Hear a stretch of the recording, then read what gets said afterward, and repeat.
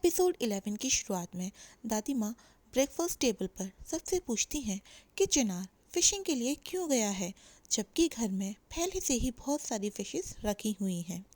इधर दूसरी तरफ डेफने इस बात को लेकर परेशान है कि कहीं यालन चिनार को सब कुछ सच सच ना बता दे कि उसने डेनिस के साथ डिनर पर बाहर जाने के लिए चिनार से झूठ बोला था।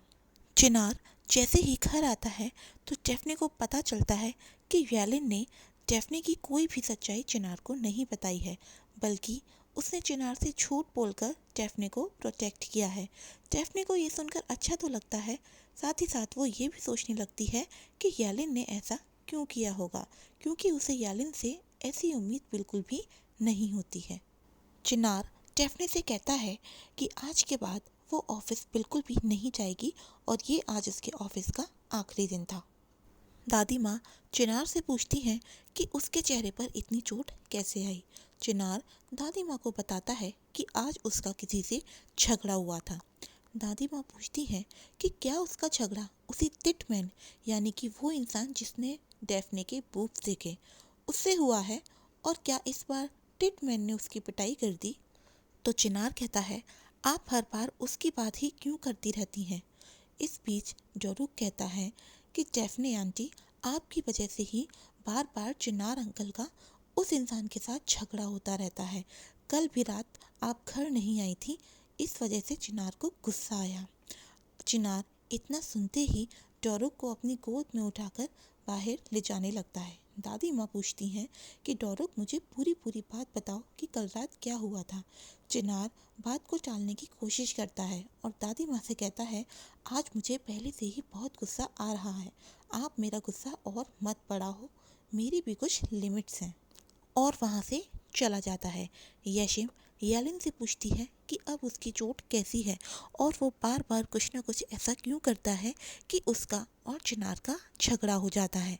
तो यालिन कहता है, इसमें मेरी क्या गलती है, चिनार ने ही मुझ पर अटैक कर दिया था। तो यशिम कहती है, जब तुम उसकी बहन को बाथरूम में बंद कर दोगे तो वो तो ऐसा करेगा ही ना। लेकिन मुझे ऐसा लगता है कि डेफने तुम्हारे लिए वाकई बहुत इम्पोर्टेंट है, तभी तो तुमने चिनार को कुछ भी सच नहीं बताया और पूरा ब्लेम अपने ऊपर ले लिया। इस बात पर दोनों हंसने लगते हैं। यशिम यालिन से कहती है कि तुम्हें एक बार डेफने से ज़रूर बात करनी चाहिए, क्या पता वो हमारे साथ काम करने के लिए फिर से तैयार हो जाए। यालिन डेफने को फ़ोन करता है और उससे मिलने के लिए कहता है।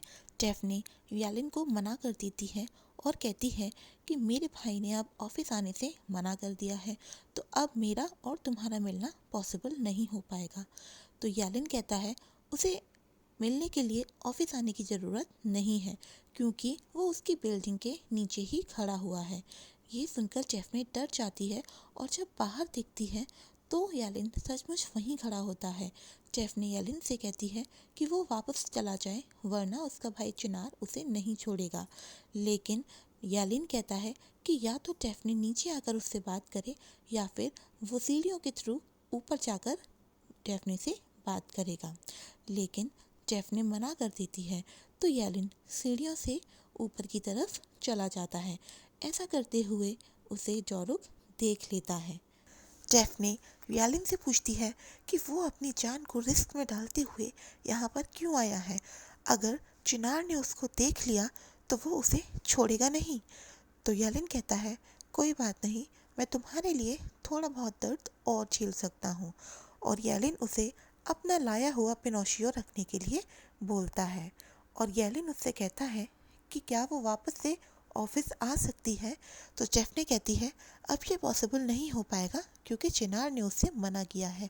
तो यालिन कहता है, तुम चिनार की चिंता मत करो, मैं उससे भी प्राइवेट में बात करूँगा, पहले तुम मुझे अपना आंसर बताओ। तो डेफने उसे यस कर देती है। अगली सुबह डेफने चिनार से कहती है कि वो उसे भी किक बॉक्सिंग सिखा दे, जिससे अगली बार कोई भी उसके साथ कुछ गलत ना कर पाए और वो खुद ही दूसरों के साथ अपना हिसाब बराबर कर सके। चिनार उसे किक बॉक्सिंग सिखाना शुरू कर देता है। तभी वहाँ येलिन आता है। जोरुक येलिन को वहाँ आते हुए देख लेता है और जोरुक को काफ़ी गुस्सा आता है। गुस्से में जोरुक के मुंह से ये निकल जाता है कि कल रात येलिन डेफने से मिलने के लिए उसके कमरे में आया था। ये बात दादी माँ सुन लेती हैं। येलिन चिनार से बात करने के लिए उसके पास जाता है। चिनार येलिन से कहता है कि तुम यहाँ क्यों आए हो? क्या तुम्हारे कल के घाव भर गए हैं जो आज तुम दोबारा से पिटाई खाने के लिए आए हो? तो येलिन कहता है, मैं आज लड़ने के लिए नहीं आया हूँ और मुझे तुमसे कुछ बात करनी है। तभी दादी माँ बालकनी में आकर चिनार से कहती हैं कि इस लड़के को पकड़ लो और कहीं भी जाने मत देना। चिनार येलिन से कहता है कि मुझे नहीं लगता यह हमारी बात हो सकती है। चलो हम कहीं बाहर और किसी शांत जगह पर चलकर बातें करते हैं। दादी माँ डेफने से पूछती है कि क्या वो लड़का अपने घर भाग गया और चिनार भी उसे पकड़ने के लिए गया है। लेकिन चिनार को उसके घर नहीं जाना चाहिए था, उसे किसी अकेली जगह पर ले जाकर पिटाई लगानी चाहिए थी। तो डेफने कहती है कि चिनार उसकी पिटाई क्यों लगाएगा? तो दादी माँ कहती हैं, क्योंकि वो कल रात तुम्हारे कमरे में छुप कर आया था। डेफने शॉक्ड रह जाती है। येलिन चिनार से कहता है कि उससे गलती हो गई थी, उसे डेफने को बाथरूम में बंद नहीं करना चाहिए था। अब आगे से ऐसा नहीं होगा। वो चिनार से ये भी कहता है कि उसे डेफने को ऑफिस में आने के लिए अलाउड कर देना चाहिए, क्योंकि डेफने को अपना काम बहुत ही पसंद है और वो इस काम को बहुत अच्छे से करती भी है। तो उसे घर पर रहने की बजाय ऑफिस में आकर काम करना चाहिए।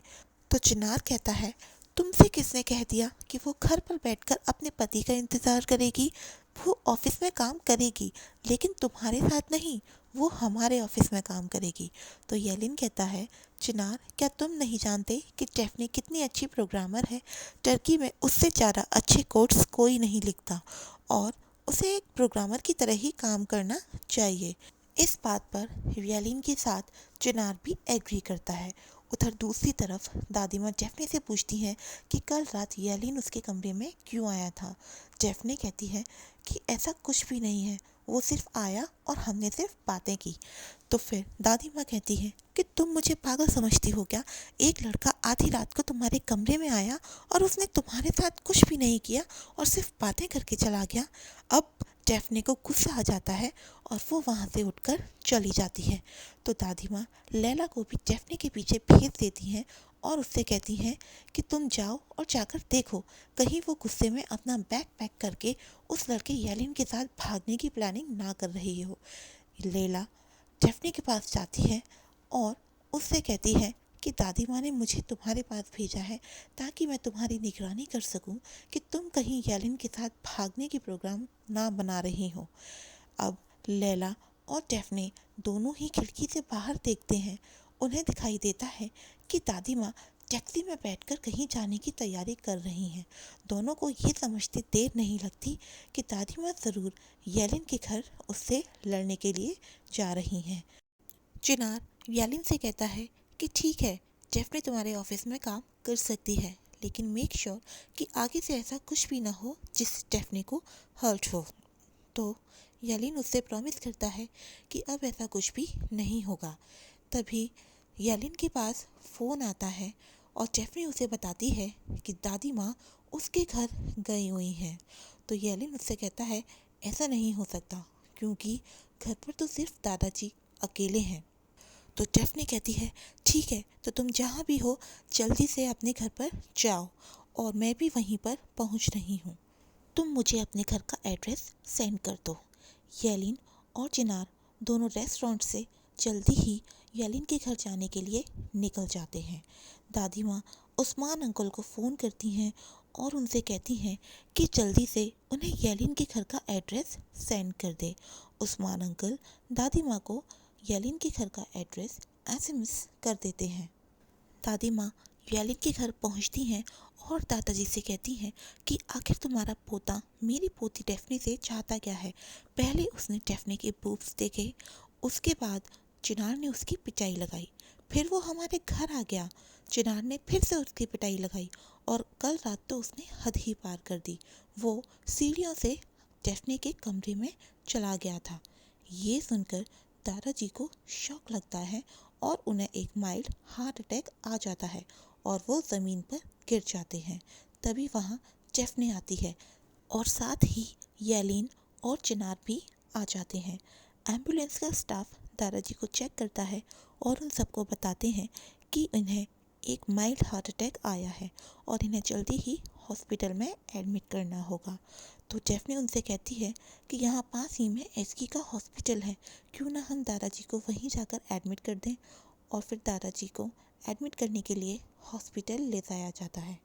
चिनार येलिन से कहता है कि उसे बाकी सबको भी इन्फॉर्म कर देना चाहिए। तो येलिन चिनार से कहता है कि येशिम कल रात काफ़ी परेशान थी, इसलिए येशिम और डेनिस दोनों एक दिन के लिए वैकेशन पर गए हैं और वो उन्हें परेशान करना नहीं चाहता।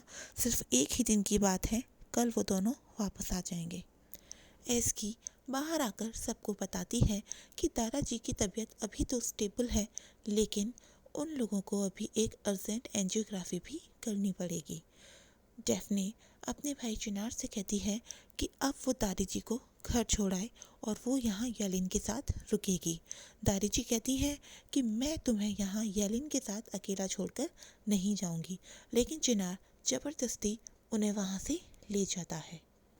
शाम हो जाती है। येलिन डेफने से कहता है कि दादाजी की कंडीशन अब पहले से काफ़ी बेहतर है।